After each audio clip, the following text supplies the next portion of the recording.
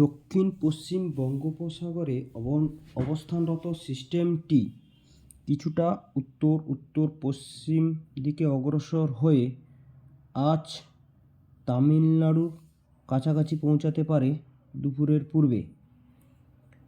যেহেতু সিস্টেমটি সুগঠিত হতে পারেনি মেঘগুচ্ছগুলি ছড়িয়ে ছিটিয়ে থাকার কারণে এবং তেমন শক্তিশালী কোনো সিস্টেম তৈরি হতে পারে না। সিস্টেমটি যেখানে বর্তমানে অবস্থান করছে সেখানকার জলের তাপমাত্রা 28 থেকে 29 ডিগ্রি সেন্টিগ্রেড, কিন্তু ভারতীয় ভূখণ্ডের কাছাকাছি যত এগিয়ে আসবে সেখানকার জলের তাপমাত্রা কম এবং আপার লেভেল ডাইভারজেন্স মাঝারি এবং উলম্ব উইন্ড শেয়ার শক্তিশালী, যা সিস্টেমকে শক্তিশালী নয়। তাও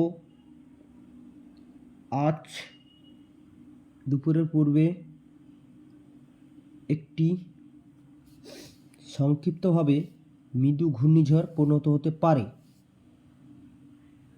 এর প্রভাবে চেন্নাই, তামিলনাড়ু, পুদুচেরির মেরিনা বিচে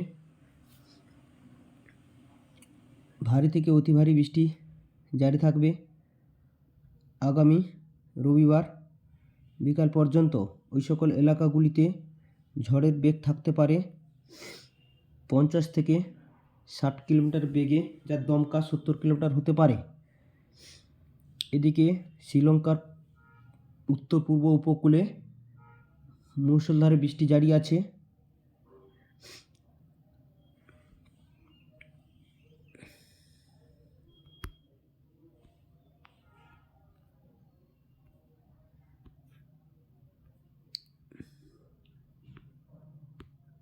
আজ বাংলার দক্ষিণবঙ্গে গতকাল বিকাল থেকে মেঘ প্রবেশ করেছে। আজ সকাল থেকে কিছু কিছু এলাকায় বিক্ষিপ্ত 1-2 ফোঁটা বৃষ্টি হয়েছে, যা আগামীকাল উপকূলভাগে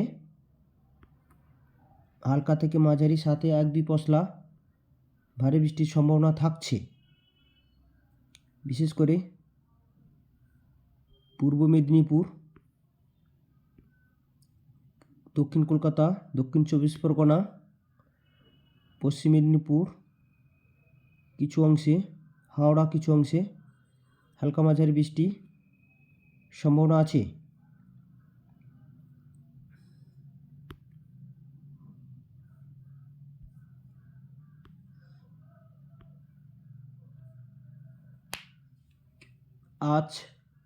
আজকের আবহাওয়া পূর্বাভাসে বলা যায় আজকে সারাদিন আংশিক মেঘাচ্ছন্ন বা কোনো কোনো এলাকায় গভীর মেঘাচ্ছন্ন থাকবে, যার কারণে পরিষ্কার রোদ হওয়ার সম্ভাবনা নেই।